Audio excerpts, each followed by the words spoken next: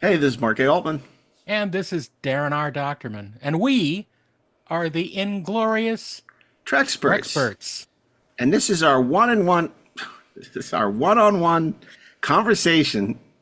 That's not ours And because it's it's a one in one. one-on-one. It's So one it's in one really and it's one on one. it's really not an our one-on-one. It's your It's one-on-one my one on because one. it's Darren Doctorman sat down for a very intimate conversation with Terry Farrell, one-on-one. Very intimate. We had a big crowd. Well, I know, but it was like you guys got to, dig deep and talk about Totally. really, Yes. you know, it was nice. It was different than the three of us, sort of be spieling and doing our That's thing weird. together. It's like you got to really, yeah. It was interesting because, of course, this was happening back in San Jose when we were all running around like chickens with our heads cut off. Again, I don't know where that expression comes from. I Well, guess it's it, from, it comes from a chicken with its head cut off can continue yeah. to run. Yeah, that sucks. That's unfortunate. I don't like this thought of that. I don't like the image. I don't like what it conjures up. I don't like anything about it. Then don't use that phrase. I won't. From now on, that is verboten. So It's a this is a chicken really with nice its head cut off conversation running down the between. pike. Look, we love Terry, and it was terrific because, of course, I was dealing with the whole Ralph Sinetsky arriving, and it was like having a Commodore or an Admiral arrive. And then, Ashley was dealing with the whole Shatner Star Trek V audio-visual situation. And then you were off interviewing And I Terry missed that Farrell. whole thing of Sinensky talking with Shatner. I missed that I whole know. thing. But you know what? I'd do it again because I Yeah, got because to you. spend a nice hour with Terry Farrell. Oh, really? And the people were so complimentary. At that point, I was ready to retire. I'm like, just let Darren do the interviews. He seems to have this under control. And, so it was good. Hey, did you watch that? I know it's been a while that it's been on, but have you watched that John Williams documentary on Disney Plus? I have. It's great. It's great, except what is Chris Martin doing? I'm not one of these people who hates Coldplay. Like, I like Coldplay. I like Chris Martin. I don't have a problem with them. But I don't know what he's doing in a John Williams documentary. Obviously, just appreciating the master. You know who I would like to have seen? His son from Toto.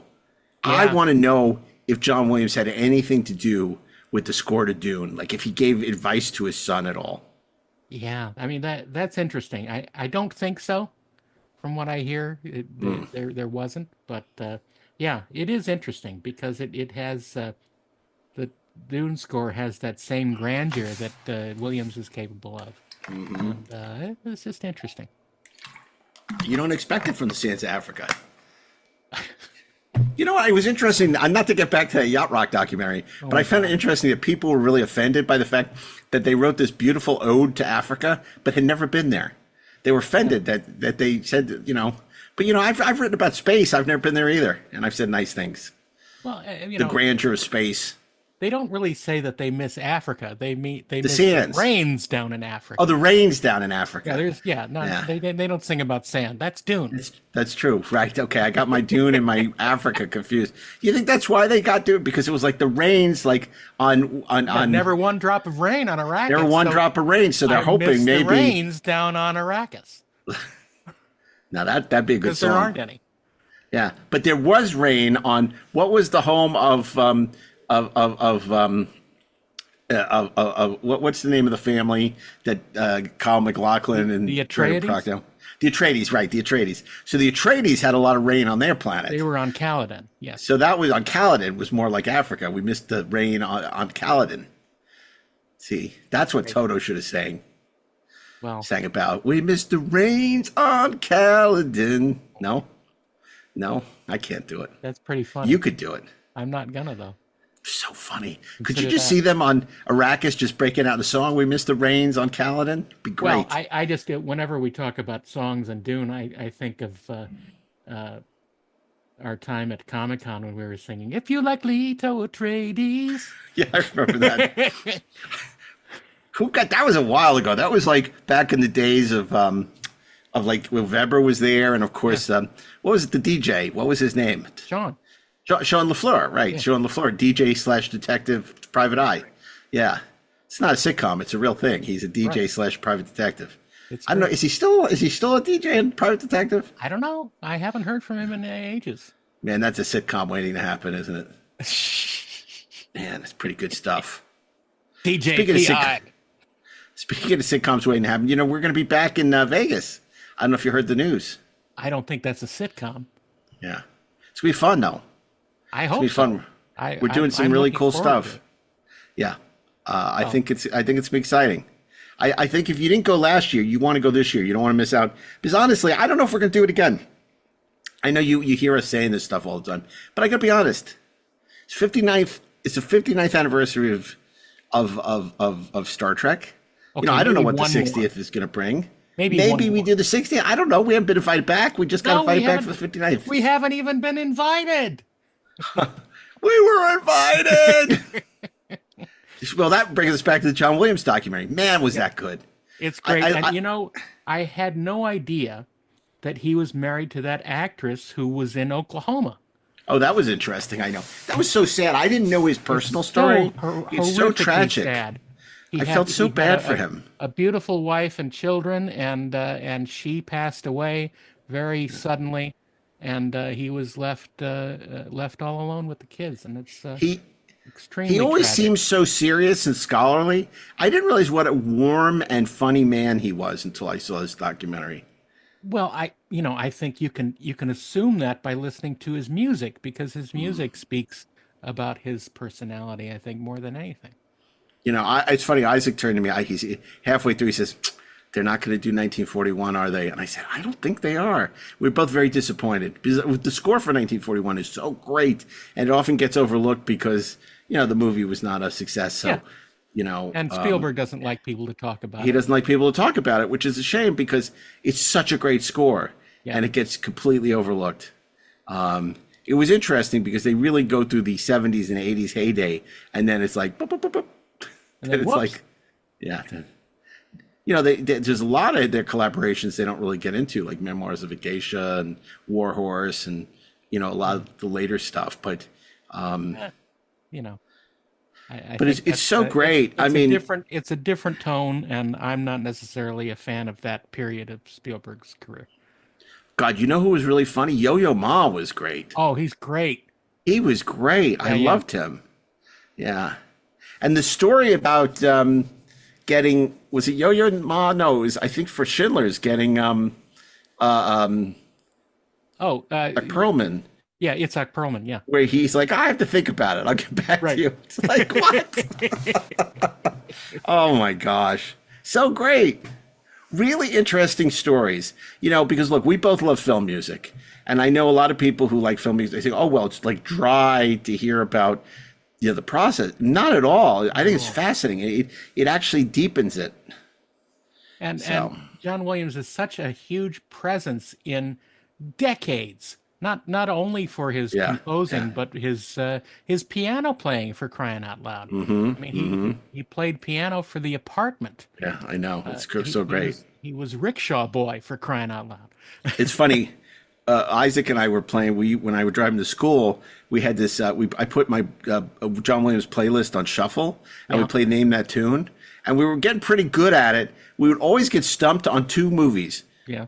Fabelmans and Space Camp.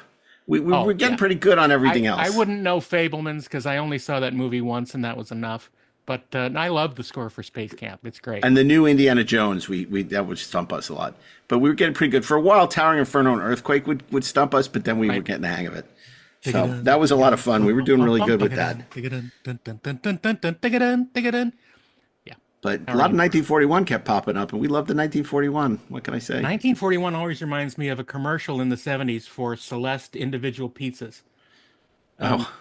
Because they had a jingle. It's Abundanza pizza for one.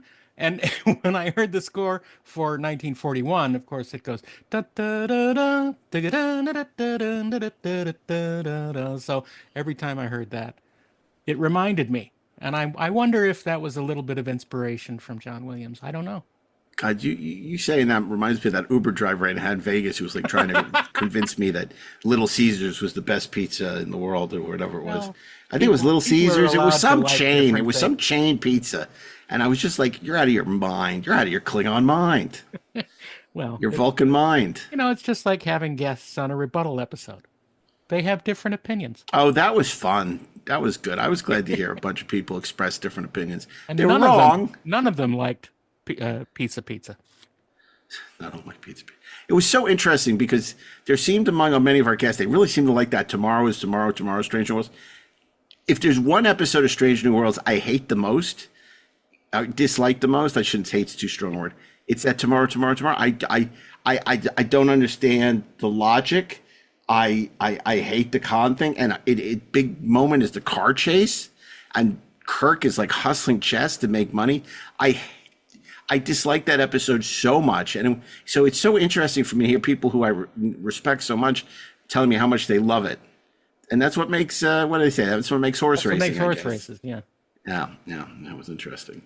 It was funny. I read somebody was saying that they said, oh, for an episode where you supposedly, it's a chance for people to express all their different opinions and good fun, it sounded like you all hated each other. And it was like, I found that really offensive because it's like, my God, is it really the world has come to this point where it's like when you disagree, you just assume that people dislike each other? I love that episode. True. I think, unfortunately, that's true. There's a lot. I loved hearing people with different opinions, and I love giving them a little guff over their opinions. But I love arguing with people with different. Yeah, exactly. It's not arguing against them; it's arguing against the opinion. Yeah, they were our friends before. They'll be our friends afterwards. Hopefully. I mean, it was an implication somehow that like these were industry friends. Like they're not industry friends; these are friends. We all happen to be in the industry, Well, it was a weird comment. It was a weird comment. I can understand people who didn't like the episode for various reasons, but that I don't understand. Well, yeah. One thing I do understand is that spending an hour talking with Terry Farrell is luminous. Great. So let's not make them wait any longer. Let's listen to your fantastic one-on-one interview with Terry Farrell after these brief commercial messages. We'll be right back with a great interview with Daren.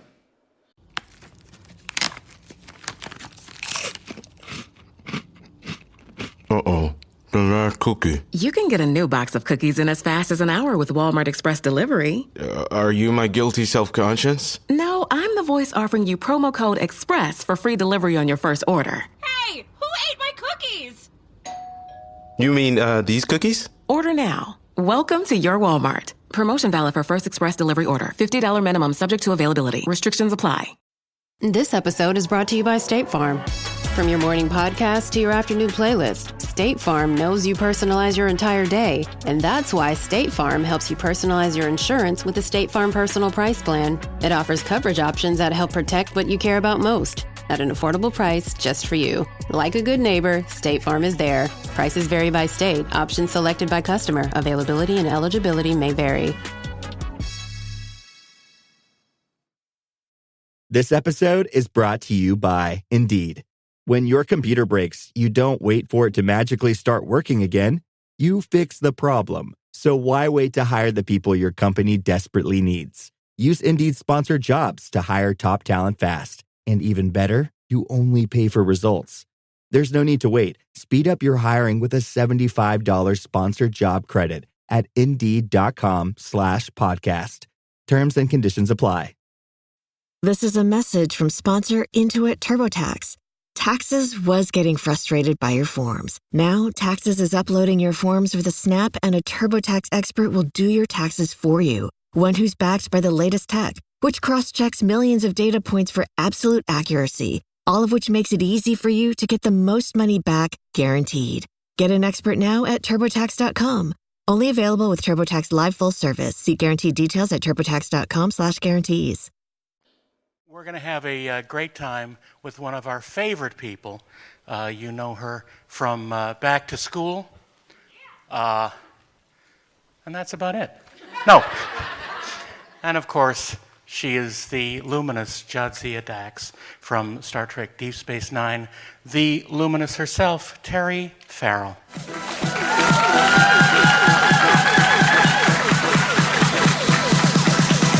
Thank you, Daren. Thank you for coming, guys. Had a little entry music there. That was cool. So, Terry, we've done a lot of these with you over the past few years. I thought that we would take a step back and talk about your early years growing up and the things that influenced you and excited you and made you want to leave your hometown as soon as you could.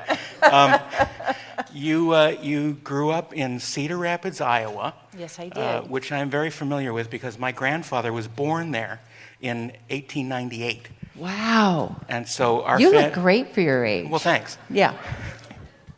And so we would visit Cedar Rapids occasionally and have the amazing Maid-Rite sandwiches, which are located there and pretty much nowhere else. Yes. But I have, very strange memories of that because we would go visit old relatives. And it's a very nice thing, but it's also a little bit confusing for people who you've never seen in your life before. Yes, I understand. And it's a very small town for being a big town in Iowa. Yes. So tell us a little bit about how you first grew up there and what your life was like amongst the corn. Amongst the corn. Oh my gosh. Where do I start? I don't know where to start. In elementary school, and it was the second one I went to, they tried to put me in when my birthday's in November, and they tried to put me in when I was 4, but my mother and father got divorced, and he left when I was 4, so I think I was a little traumatized. So they took me back out because it was too scary for me. I mean, I was 4. Who's ready for kindergarten at 4? That's a preschool age, yeah. Yeah, in the 60s. Yeah. Anyway, free babysitting. Yeah, right. So, but we moved, and my first elementary school was Wright School, and we lived at Parktown Place apartment buildings, and we used to play Star Trek at recess.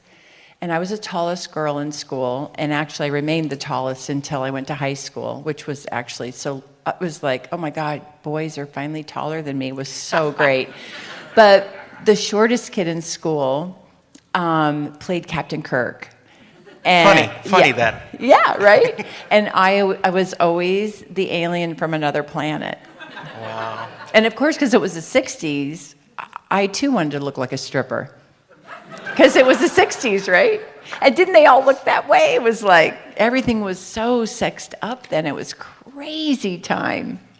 Yeah, not that it isn't now, but I mean, yeah. But it was, the attitude was much different than now. I mean, it wasn't really sexed up. It was just kind of the way it was, Yeah. And people didn't consider it strange or bawdy or anything like that. It was just, oh, well, yeah, there she is, and that's great. Yeah, and it's cute. Yeah. And did you cosplay at all? Or did you dress up in costumes, I should say? No, not in school. No. That would have been weird. But at Halloween, I always wanted to be a vampire. Always. I love Dark Shadows. Sure. That was my favorite show. Right? Yeah. So bizarre. And, of course, Morticia from the Addams Family. All of that. I wanted to be that. Mm-hmm. Tish, that's French. Right? I don't speak French. I can count in French. Well, see, that's enough. Yeah. Does it matter? It's just like, 1, 2, 3, 4, 5, 6. Okay, you need to stop. Okay, sorry. Où est la toilette? Yeah. Good times. Good times. So you enjoyed, you enjoyed the darker side of entertainment. I sure did. Yeah. And how do you think that happened? Was it because it was a little naughty, maybe? Or it was something that other kids didn't necessarily gravitate to? Maybe. I don't know. That's interesting, isn't it? Maybe the monsters in the movies and television aren't as scary as the monsters in real life. Right. Right. That's probably true. Not that I want to delve into any of that right now, but yeah. And it's like pretend though too. Right. I mean, I never turned into a It's a goth safe kid or way anything. to deal with those characters. Yeah. Yeah. So. I love roller coasters. Mm-hmm. But you assume you're going to be safe, so it's okay to be terrified because Well, now when we see accidents, it's like, I'm not getting on a roller coaster again. No. Well, it's okay. It's okay. I don't have to. You don't have to. No. So as you got older and you got into high school and began seeing people your height again. Yes. And I stopped feeling adopted. There was Right. that. I had to go through that. Right. Because when my father left, he was 6'3.5", but I was left with my mother's tiny side of the family. Yeah. It was like Snow White, wasn't I it? was a freak of nature. It kind of was. It kind of was. And weirdly, my niece called me. When we talk about what princesses we wanted to be when they were little, they were like, but Aunt T's Snow White, because animals love me. Yeah. And you love animals. I do. That's the thing. I do. So they know. They know. My birds love me. I don't have birds in the house like Nana has her beautiful parrot, who's scary, Luciano. But I put so much food out for my birds, and at first it was scary for them when I'd go outside. But I just sit there and I watch them, and once my dogs stopped chasing them, now they sit on the fence. Seriously, sit on the fence, and I'm like, hi, are you getting enough food? I'm so happy you're here. Hi, bird friends. Exactly. Welcome to the feeding trough. Yes. So I'm assuming that you started to realize that people wanted to take your picture at some point. Yes. Well, mostly I got told that because I was tall, I should be a model. But otherwise, I was a late bloomer. It was sort of like I was this kind of, not nerdy, because it wasn't like I was off the charts smart, but kind of a geeky kid, super skinny, very tall. My mom would cut my hair super short. In 6th grade, I had like this Tony Tennille haircut, for those of you who know Look that. it up. Look it up. Thank you. And I would put my hair in my mouth, like, little 6th grade girls do. And I was so excited to finally have long hair. And I had this crush on this kid in my class, who also the bully girl who's way overdeveloped. She had a crush on him, too. Did he wear a captain's hat? No, he had very curly hair. His name was Brett Burkhoff. And my mom said to me, you put your hair in your mouth one more time, I'm going to cut it off. Yeah. That's a secret code that you didn't realize. Oh, my goodness.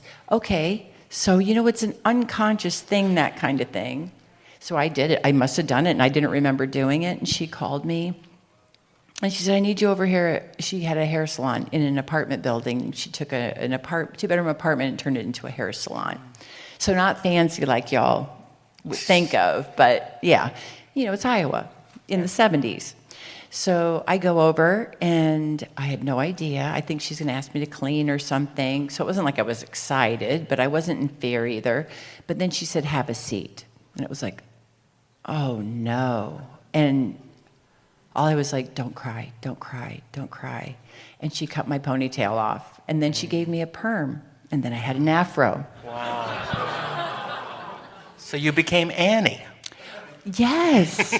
Only Brett Burkhoff called me the electrocuted string bean. Yes. Yes. And those days you ended up smelling like perm solution for a long time. So I smelled bad. And I was embarrassed, so I'd wear a hat. Kids would take the hat away, and then it looked worse than if I would have just left it alone. Yeah, not really confidence building. So I didn't think of myself as I'm going to be a model or anything like that. So in high school, when came up that maybe I really could be a model, a friend of mine in high school took pictures of me, and I couldn't believe that I looked so different to me in the picture than I looked to myself in the mirror. And it was like, wow, I think I might be able to do this. So different little things happened. Like I thought to myself, there was a teen pageant program, and I went to it, and I said to the judges when I met with them the first time, all I care about is winning Miss Photogenic, because if I win that, then it gives me a reason to send my pictures to New York and see if I could find an agent. And at the time, Cosmopolitan magazine had like a New York directory, and it had modeling agents. So I sent my pictures. And the first time I sent it, remember in the 70s, my eyebrows were super plucked. And of course, my mom being really happy about perms, I still had a perm. So my hair, it was longer, but it was still permified. And they said, let your eyebrows grow out and then send us more pictures. Wow. Most of them said, you're too tall. Most of them. And at that time, I was probably 5'10". I'm 6 feet now. So when I sent the second round of photos when I was 16, I had my eyebrows and my hair was, I told my mom to leave me alone in a very, non-offensive way. And No, that's okay, Mom.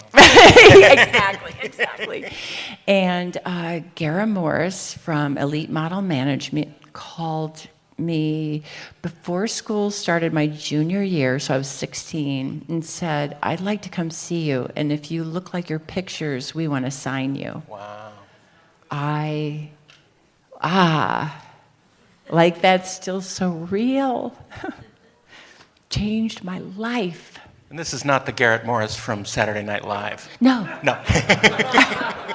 I was babysitting, so I don't know who that is. Right. But yeah. That's right. Yes, we talked about that earlier. you missed a whole decade. I did. Of television. I did. Yeah. So she came and she said, I'm happy to tell you look just like your pictures. And so my family and I drove out over Christmas, my junior year. By then I was 17. We did pictures, and my mom and aunt were there with me, and we drove my agent at the time. We gave her a lift into Boston, from New York to Boston, and then we went to my aunt's house in New Hampshire. But on the way, she's looking at the sheets. I can't think of what they're called now. It doesn't matter. You wouldn't know what I'm talking about anyway. So she's looking at the pictures of me, and she said, oh my God, you're going to be a cover girl. And I had goosebumps over my entire body, and she wasn't exaggerating, and it was under her breath. And in 6 weeks, I had the cover of Mademoiselle magazine. This is starting in June. We're just going to jump there. June 1981. I skipped my senior year of high school. When I knew that I was going to go to New York, I took a bunch of extra classes. So I really wanted to be prepared that if it didn't work out, I could go to community college. Because it wasn't. Did you get your GED? I did. Okay, good. Yeah, highest score at the time, because I wasn't Glad you had dropping something out. to fall back on. Exactly. Yeah. Now, if they get minimum wage up, I'll have something to do when I retire. But I had the cover of, in that first month, I got the cover of the New York Times, Fashion of the Times, and the cover of the Washington Post, Fashion. And then I got the cover of Mademoiselle, and they signed me for I think it was like a year deal. And I was the fastest new faces model to move into the elite division, which is the top models. No, that never happens. Yeah, No, it was pretty amazing. Yeah, it never happens. They send models to Europe, and John Casablancas was, you're not going to Europe. You're staying in America. Because I was, on this road that was, it's still surreal. I couldn't believe it. Now, you mentioned that you couldn't believe that you looked like those photos from when you looked in the mirror. Did you have body dysmorphia? I think I still do a little bit. I think it's partly being raised by somebody who, product of their environment, always worried about their weight. Mm-hmm. If I gained a little weight, it was like, oh, you're gaining weight. Yeah. It's catching up. Yeah. So and it was also during the era of you could never be too rich or too thin. Sure. And it was really hard because I have a very athletic body, and even though I was skinny as a kid, as I grew into myself, I loved sports, and I loved running, and as you know, I love kickboxing and things like that. Yeah, she kicked me yesterday. Yeah, I did. He deserved it. No one can prove that. No one can prove that. I have tape. So I would get these weird, like, okay, you have a note. You need to lose 4 pounds. Like, 4. I shit you not. Not 5. 4. Not 5. Yeah, 4. Yeah. Wow.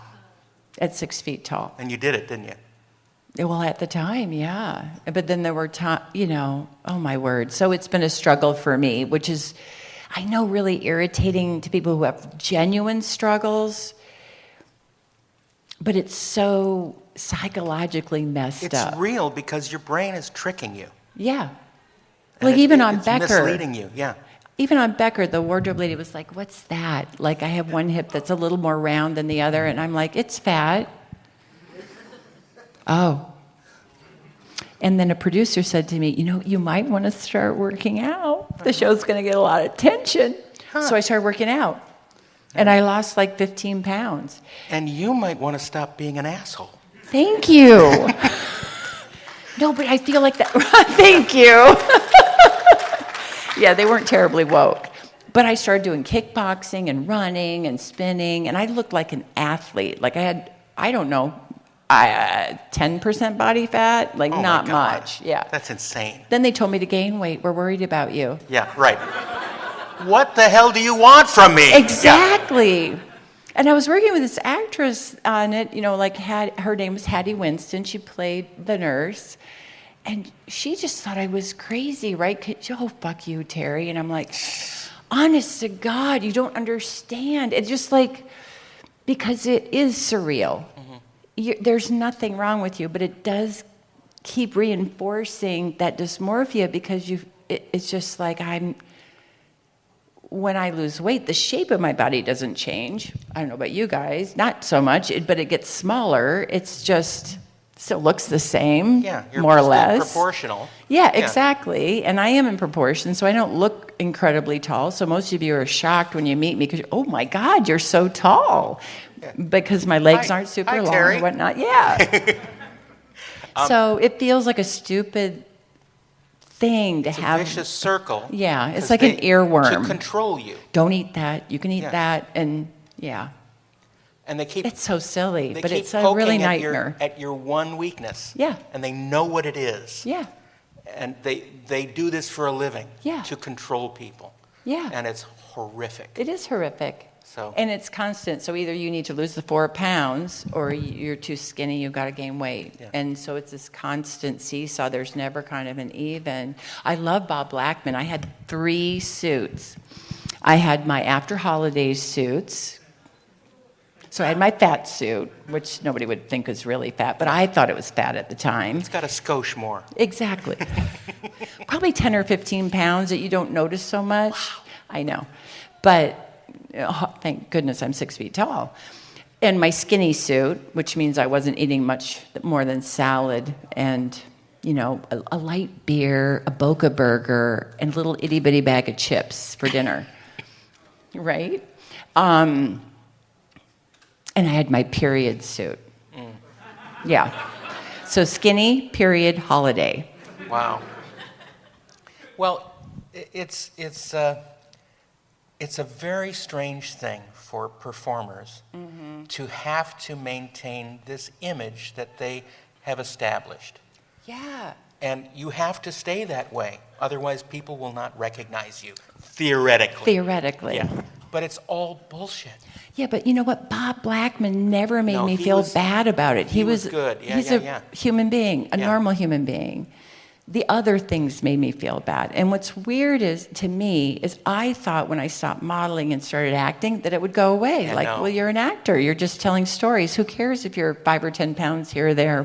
No, but it's worse. Yeah, because I got hired because I'm supposed to look like what you're supposed to want to look like. Right. So that's kind of messed up. Yeah, I know how that is. I had to stop modeling. I Thank you for the extra work. Well, if you didn't quit, I wouldn't have had to work. No, I saw her at auditions all the time, and I said, I can't. So when you got your first acting gig from being one of the most rising stars in modeling ever, how did that occur? I read for a TV show. sorry, I can't think of the name of the guy at ABC. It was so great to me. I went to ABC and I had an audition for a TV movie called Paper Dolls. And it was my first audition. Not to be confused with Models, Inc. No, but, and a lot of people wouldn't even know about it because that was such a long time ago in the early 80s. But at any rate, I didn't get the part, but they liked me. So ABC put me on a retainer. So I was already in acting class, but I got really much more serious about my acting class.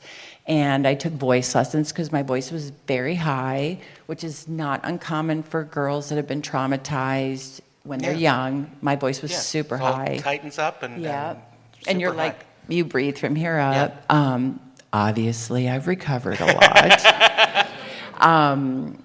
But yeah, I did all of that. And then there was the TV series, of which Daryl Hannah played the Nicolette Sheridan part. And why would her name go out of my head? Oh, she was on Baywatch. Amanda? No. She was dark-haired, right? Yes. Yeah. Okay, forgive me for a minute. Anyway, so they didn't want to do the TV series. What I didn't realize was I was the only person that was being flown to Los Angeles to be tested for my part. Nicolette Sheridan had somebody else that she was testing, but I was actually a top model and a cover girl. Nicolette Sheridan was a starlet. She had a couple covers, but she wasn't she was a Los Angeles model, which those of us who are from New York and modeled in New York, Paris, Milan, those kinds. And she hadn't done the sure thing yet, or had she? I don't know. I don't remember. I don't know. But she was an actress. Yeah. Yeah. So I was so nervous I couldn't move my neck in the audition, not realizing I was the only person reading for it. Right. So I was very much the character in that sense, even though career-wise, I already had the success of being a model for 3 years. But it was a fantastic experience. I'll bet. It really was. I mean, it's very whirlwind. Yeah. John Pennant Perry played my dad, and he said, "My son is a little too young for you, Matthew Perry. Oh, my goodness. Oh. Otherwise, I'd set you up with him." I know. He wasn't too young at all. Not as we got older, but I was 20 playing 16, and when I turned 21, they were like, "We have to have you turn 17." I'm like, "Okay," but it's kind of great because a lot of people think I'm younger than I am too. That's like sort of, really? Well, but of course you do, because you're in your 30s now, aren't you? Exactly. That's what I thought. Thank you. I love you, Daren. I love you too. So you had the audition for that, and what happened? I mean, it only went for 13 episodes. And then that was it. And then you learned an important lesson. Yeah. Don't count your chickens. No. Yeah. But you know what? There was a guy. There was another TV series being shot there besides. What was the one with Sybil Shepherd and Bruce Willis? Moonlighting. Thank you. That was being shot there, and people are saying mean things about her because she was breastfeeding her children on the set, which is like, what the heck? I breastfed Max 3.5 years. I know he doesn't like to hear that now, but I'm pretty proud of it. I'm pretty proud of it, right? Gates breastfed too. I mean, like, what else? I mean, they're there to attract you guys, and then they're also there to actually feed your children. Oh. I know. Or babies, sorry. Right. Babies. Yes. And there was another series there. I can't remember the guy. He was, I think, in Blue Lagoon with Brooke Shields. I can't think of his name. Atkins. Yes. Okay, he was doing another series there. I don't remember what it was. But he came on with like a Ferrari or Lamborghini or something. It was like...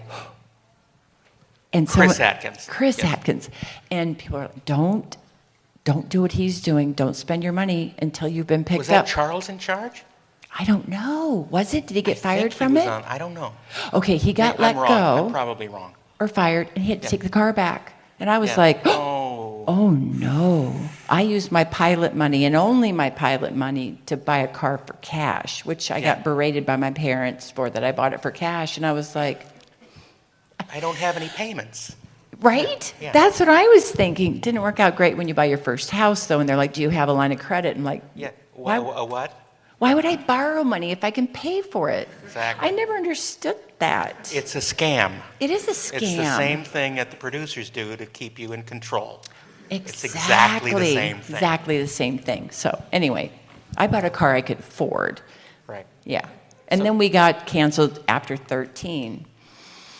And then I did an independent movie called Off the Mark out in the Malibu Hills.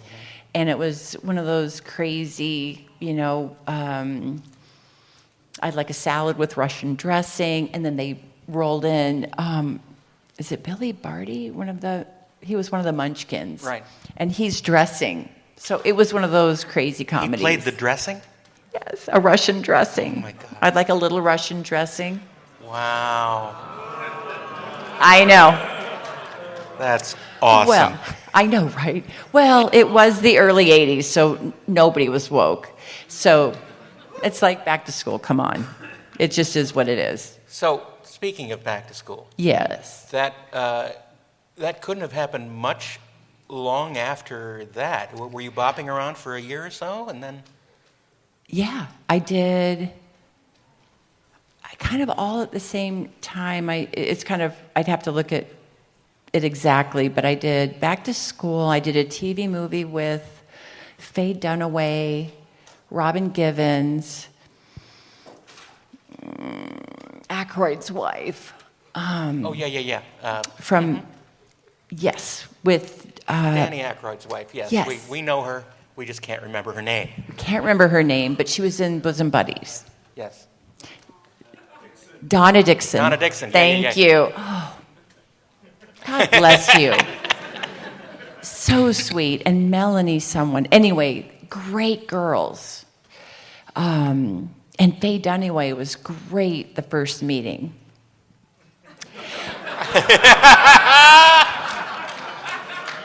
You're so classy. Thank you. Not always, but thank you. So everyone is wondering how you got the role in Back to School. I mean, it was an audition, yes. Yes. And I did not know Rodney Dangerfield was going to be in the room, and I did not recognize him at first because he had snow white hair. And I lived across from Dangerfield's in New York in this weird little studio apartment in an old laundry building they turned into apartments. Super weird, strange shape. But anyway, I sat down and I was like, I can't breathe. I was so nervous. I'm like, I'm so sorry. I'm really nervous. And I think my voice just kept climbing. I'm just so excited to meet you. I didn't know you were going to be here because... Hey, that's okay, honey. I'm nervous too. I did. How nervous are you? Just enough, yeah. He didn't even have that. He was like He was just a normal guy. Yeah. Well, I wouldn't call him he normal. He didn't use the affectation. No, Yes, he didn't yes. use the affectation. He was very down to earth, super nice, very patient, and another one of those where, and I had this experience with Dax too. It's like every part I've gotten, well, other than the ones I've been offered, but it tends to be that I'm so excited and nervous to get it because I really, really want it, and then I end up getting it, and it had nothing to do. They don't care about whether you're nervous. They care about seeing that you're being real and you're trying, and you're not trying to cover that you're nervous, right? So what was great was the director, his wife was taller than he was. So that I was taller than Keith Gordon, they didn't care. They thought it was cute. They thought it was sweet. And so that definitely worked in my benefit. And I didn't even realize my nerves and my voice going up really served the character they wanted me to play. It was endearing. It was endearing because I was Valerie Desmond, and she's very not aware of how attractive she was. I know. That's man's dream. Really. Thank you. Yeah, my first husband was sorely mistaken when he married me and thought I was her. I shouldn't say that, but we're in a great place, the two of us now. We really are. But I really do think he thought I was not quite as capable. Well, that's your super strength. Yeah. That's your power. Is that I'm capable? Yeah. Yeah, I think so. And you hide it. I hide it. I do, I guess. Because you don't want to scare people. Oh, thank you, Daren. It's true. Well, I just think that I'm smart enough to hire smart people to help me, or hire them to take care of my money, Right. my life. Hopefully. Well, so who is this? Who is this guy?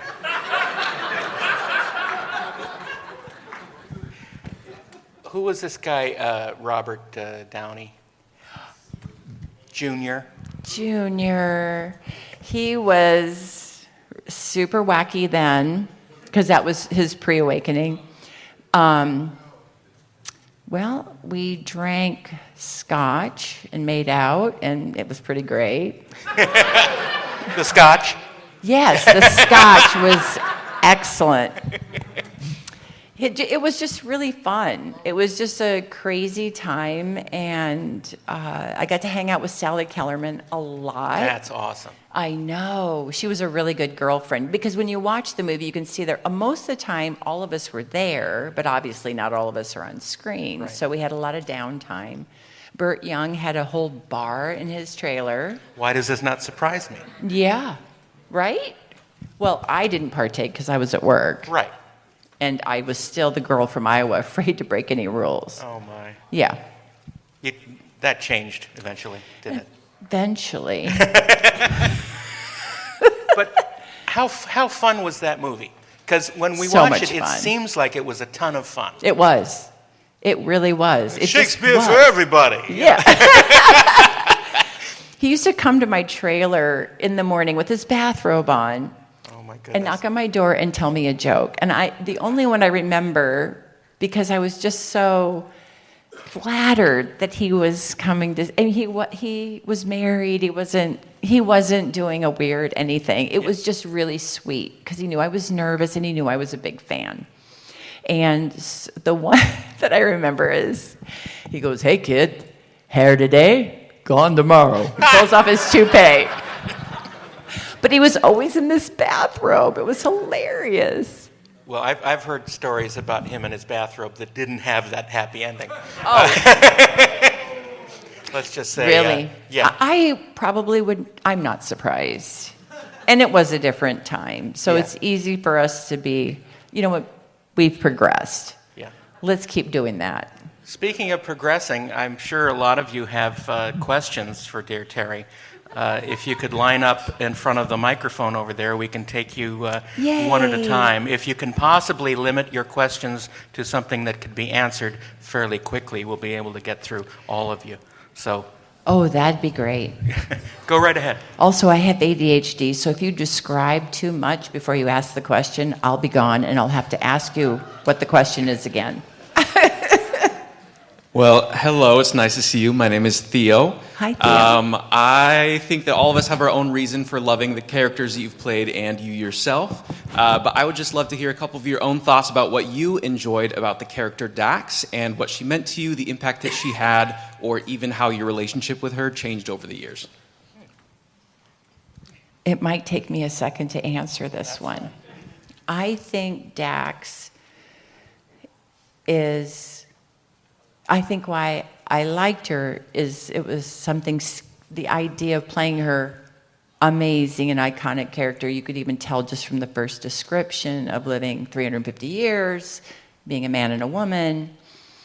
I always felt like I was really balanced on my masculine feminine side, which was a big thing, is how we used to describe it in the 70s. And because I was athletic, tall, and big sister, so, you know, I did kick a couple bullies' asses for my little sister. And I say little only because she's shorter than me, because she's really only 13 months younger than me. But really, Dax is the best version of me. the highest version of myself. And that was easier to play than it was to live.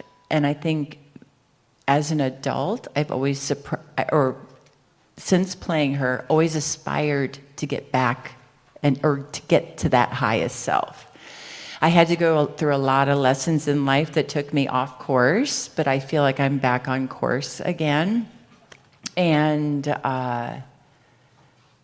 it makes my soul feel filled to play her, to see myself playing her, watching it back on the Delta Flyers journey through the wormhole. I'm really proud of it. I'm so grateful to the writers that they wrote me the way that they did, so that I had the opportunity to be her. And I feel like she's the closest thing to love. If that's just the one word I can describe, I want my life to be love. Acceptance. Ira Bear told me once that she is Star Trek. She is everything that Star Trek's supposed to be. Accepting, loving, compassionate, forgiving. She is Star Trek. So that, and I have goosebumps as I'm saying that, is such a huge honor, and I hope I can live up to it. Thank you so much. Thank you, Theo. Great question. Thank you. In Deep Space Nine, there's much chemistry between Dax. I'm sorry, can you turn that light off? That little pin light's just a little intense. In Deep Space Nine, there's much chemistry between Dax and Cisco. What's it like working with Avery Brooks? Oh, wow. The first scene I had with Avery, thank you, that's a good question. First scene I had with Avery, we were in the science lab, David Carson's directing, and I had to one-up him with the old man. I can't remember what I said to him, but he called me old man, and then I had to kind of raise the intensity. And I had to pull him aside and say, Avery, I'm so sorry, I need your help. I mean, I'm just a 28-year-old, and I'm kind of struggling with this, and you're so powerful, I can't one-up you. Can you help me out? And I think that he really, I know he respected, but it felt so brave to say that to him, and I felt so vulnerable. I really appreciated that he appreciates the honesty, and that's the kind of man he is, and how he really then felt like a mentor. I really think he loves being a teacher, and he loves being a mentor. And he went beyond with Sirach by being a surrogate father to him. But I felt really lucky that he mentored me. So when we have scenes and I'm toe-to-toe with him, I felt safe enough to be strong and not be intimidated by him, because I was honest with him, and he would, if you allowed him to mentor you, he would put you to the task and expect a lot from you, and it was great. Thank you for answering my question. Thank you. Welcome. Thank you. Thank you for the question. Hi, Terry. My name's Rick. It was a pleasure to meet you at your table. Thank you, Rick. I love you as Dax, but I just wanted to ask, how do you feel about your character on Becker for 4 seasons?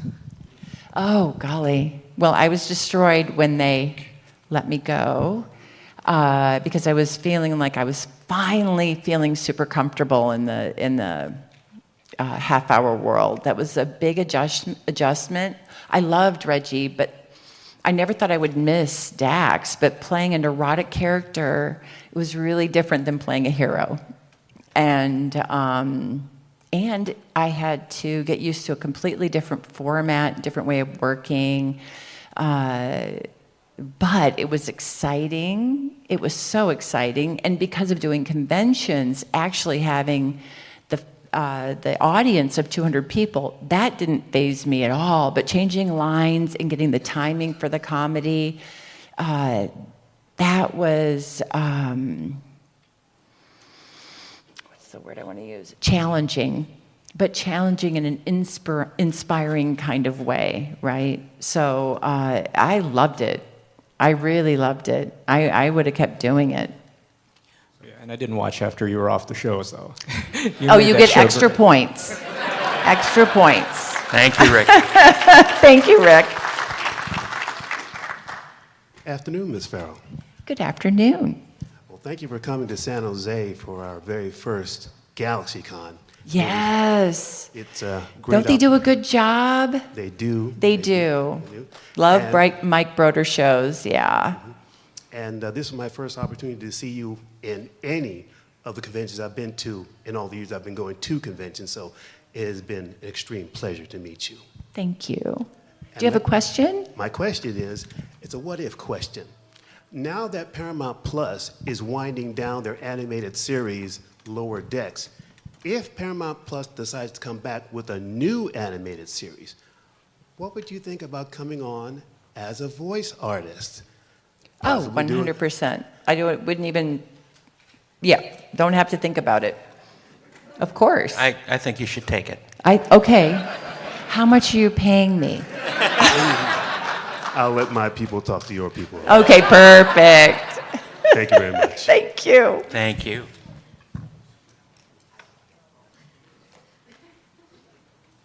That was the last question. Oh, okay. Okay. Oh, we're done on time? All right then. Wow. Well, I just want to say thank you to Terry Farrell for being so lovely and kind and Thank you, sweet Daren. and all those Oh my wonderful God. things. Thank you. I was never really a runner. The way I see running is a gift, especially when you have stage 4 cancer.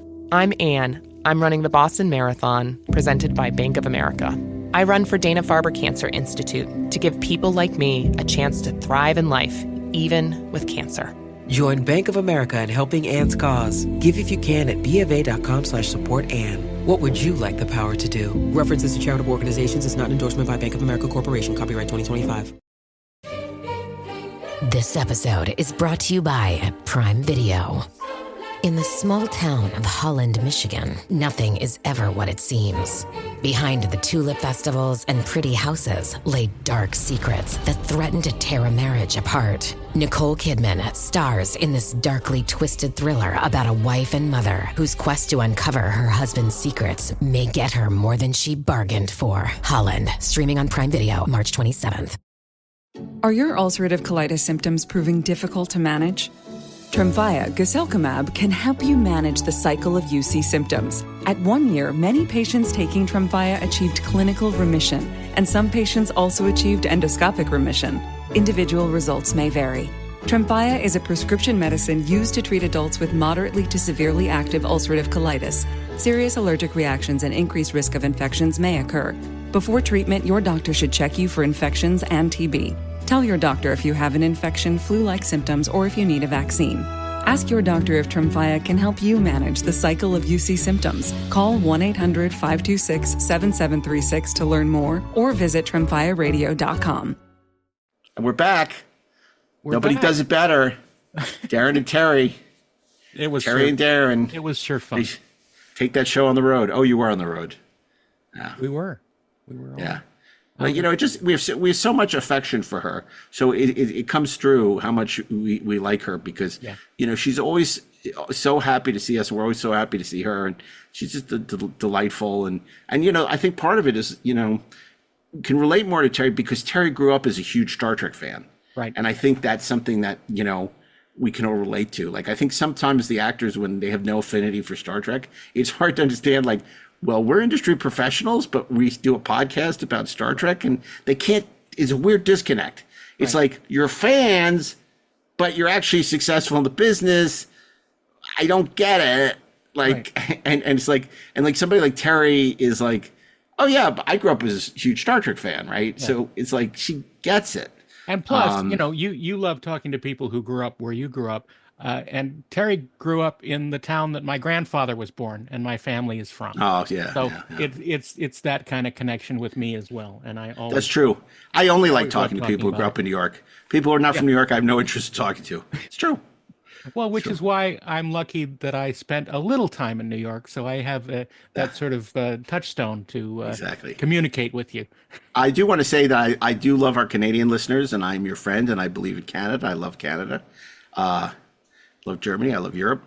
Love all these countries. Sure. So, and New York. I don't love Canada taking all our Star Trek, but, you know. Yeah, well, okay, that's a whole different thing. That's a different thing. I agree. Star Trek stage in Toronto. I know. Yeah. I'm sorry. You could have all this other television, but Star Trek should be made in LA, where it's always been made, on the Paramount lot. That's where, not Santa Clarita. Even Santa Clarita was one step too far for me. Star Trek should be made at Paramount. Period. That's it. Anyway, I don't disagree. There are reasons that it's not. We get it, but it's just there's something about it that it feels less like Star Trek if it's not made at Paramount. Yeah.